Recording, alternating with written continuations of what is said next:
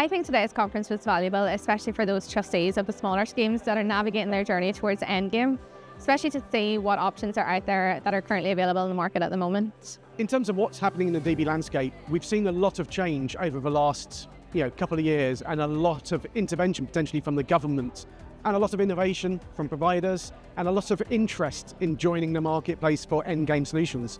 So I can only see more of this happening over the next 5 to 10 years. I mean, it is true that everybody was just going towards buyout without thinking of the other options, and now there are more options. I think what's interesting now is that run-on is actually gaining traction as a credible alternative to buyout, whereas in the past it's been buyout or nothing. But now there are alternatives that schemes, trustees and corporates need to consider, but consider together. So what we're going to see is a lot more activity, a lot more in terms of de-risking of schemes, in terms of better outcomes for scheme members, and ultimately better outcomes for both sponsors and for trustees and for pension scheme members. So I think a positive win-win-win all round.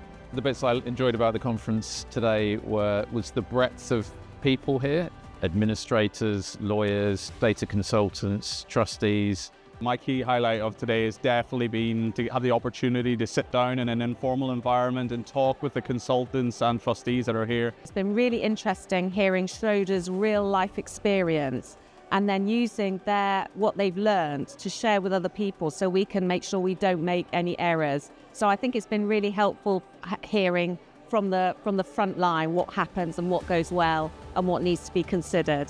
I would say to trustees of smaller schemes, don't rush your journey planning. Explore all of these different options, see what's most suited to your scheme.